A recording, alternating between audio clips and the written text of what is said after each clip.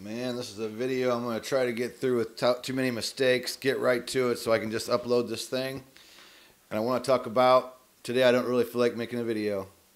Not because I don't love making videos, that's what I do and I've been doing for 10 years. Today I don't feel good and I'm an energetic person, I almost never get sick. Today I just don't feel good. And I want to talk about flying when you don't feel good. You know, as parents, we tell our kids, if you don't have a fever and you're not throwing up, you're going to school. As a law enforcement officer, the chief said, if you call in sick, I better find you that you're halfway on your deathbed. You know, a lot of us get put in those scenarios in life where, you know, you just because you don't feel good, go anyway, right? Flying is different. And I'm on my second cup of coffee, and I barely even make it through the second one. And you know how I am about coffee, right? I normally get up every morning kind of tired and sluggish, and today, man, it's just like the first cup of coffee went cold, and I was just sitting there going, man, do I want to make a video? And I thought, you know what? Make the video and talk about not flying when you don't feel good, okay? Just feels like a 24-hour bug or something. I'm tired. Yesterday after the Coffee with Kenny video, I just started feeling kind of funny. Ended up sleeping half the day and all night, just not feeling good. And I thought, hopefully I'll get up today feeling better. And it makes me think about, you know, let's say in the EMS environment when you have a job and you call in sick, you're shutting down a whole base for an entire day. Or in my case, you know, this week I had a student drive 4 hours to come fly with me. Luckily, he went home 2 days ago. Next week I have a student coming in from out of town. If I had a student there waiting for me, I'd sure hate, and they travel a long way to come see me, and do I want to turn that person down, or do I want to tell them, oh, sorry, I'm not coming in today, I don't feel good, you know? On one hand, it makes you sound like being a sissy.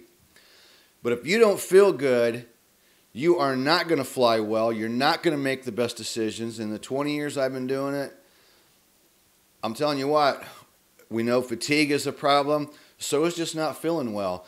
And we know we're trained all through our ratings, right? We know every single rating.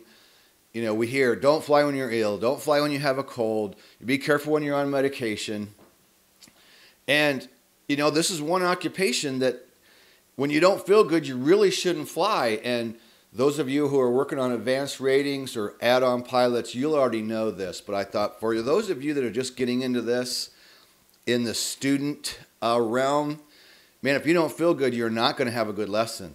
Or if you're brand new to it and you just got your first CFI job, you know, and you want to get out there, last thing you want to do is call in sick to your job. So this is one in the industry that, you know, we talk about it in training and tell you to not do it, but how many people really go fly when they're sick? Many, many do.